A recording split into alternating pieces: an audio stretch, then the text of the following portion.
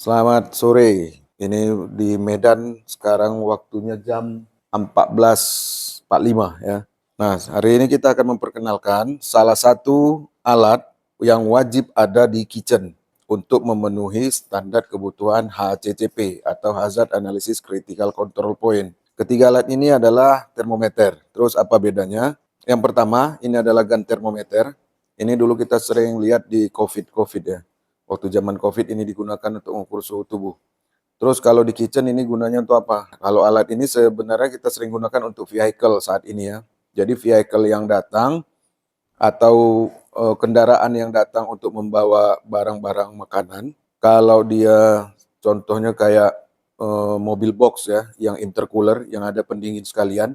Jadi kalau dia bawa frozen food, ketika dia masuk ke area receiving, maka ruangan boxnya itu akan kita ukur pakai termogun.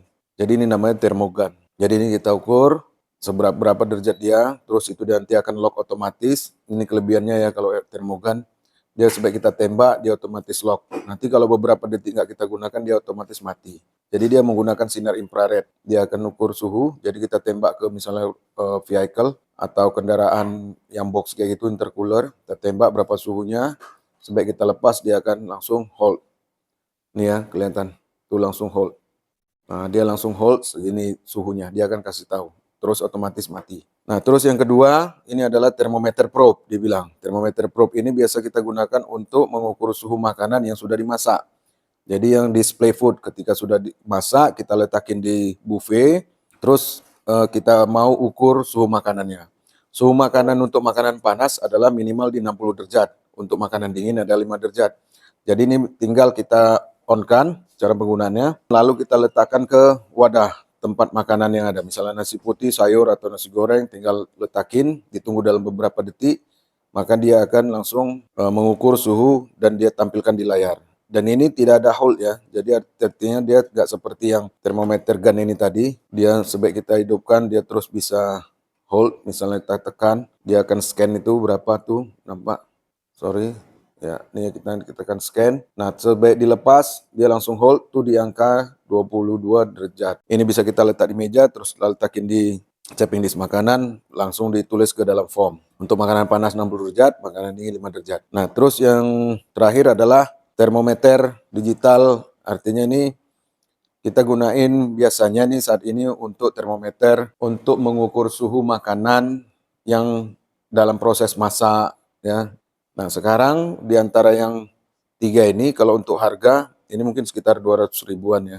Kalau yang termometer probe ini sekitar 60 ribuan, terus yang digital ini paling 30 ribuan. Nah, masalahnya adalah 1, 2, 3 ini nggak bisa dikalibrasi, karena ini yang versi murah. Ada termometer yang bisa dikalibrasi. Jadi ini nggak bisa dikalibrasi, artinya kenapa harus dikalibrasi? Supaya untuk menentukan pengukuran suhu yang tepat. Nah, kita tes apakah ini sama suhunya atau tidak. Ini kalau kita lihat ya, itu suhu meja 21,8.